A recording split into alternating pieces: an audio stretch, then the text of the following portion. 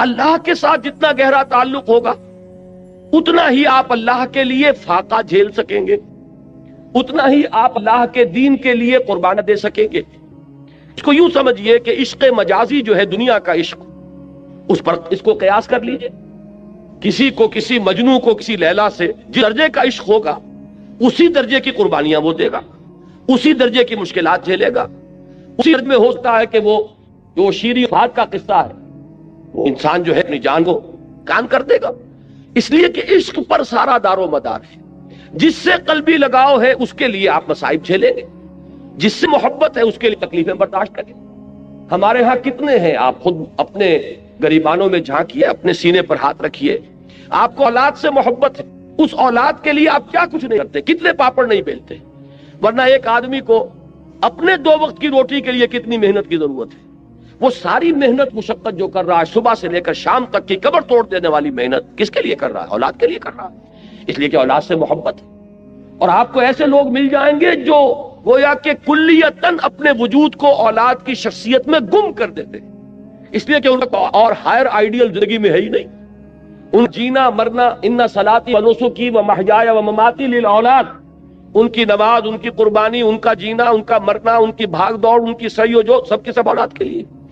تو جس سے تعلق خاطر ہوگا، جس سے محبت ہوگی، اسی کے لیے آپ قربانی کریں گے، اسی لیے آپ محنتیں کریں گے۔ اب ظاہر بات ہے کہ دین کے لیے قربانی، دین کے لیے ایثار، دین کے لیے دنیا کا نقصان برداشت کرنا تبھی ممکن ہوگا جبکہ اللہ سے محبت،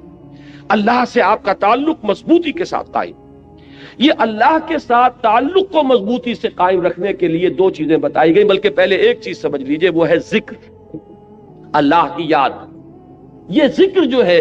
یہ ہے کہ جو آپ کا تعلق اللہ سے بڑھاتا ہے، اس سے اس کے ساتھ تعلق جو ہے وہ استوار ہوتا ہے، تازہ رہتا ہے۔ اگر کہیں اس کے اوپر گرد و غبار آ جائے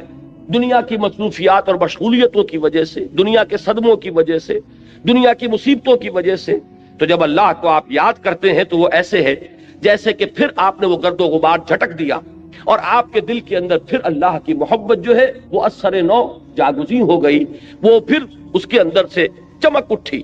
یہ ذکر ہے اصل میں کہ جو بندہ مومن کا سب سے بڑا ہتھیار ہے،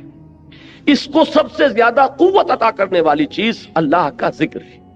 لیکن ذکر کے بارے میں اب چند چیزیں میں عرض کروں گا، اس سے پہلے یہ مضامین کبھی نہیں آئے ہیں ان محفلوں میں، ذرا توجہ سے اس کو سنیے۔ ہمارے ہاں ذکر کے بارے میں بڑے مغالطے ہیں، اس لیے کہ سب سے پہلا مغالطہ تو یہ ہے کہ ذکر اور ذریعہ ذکر ان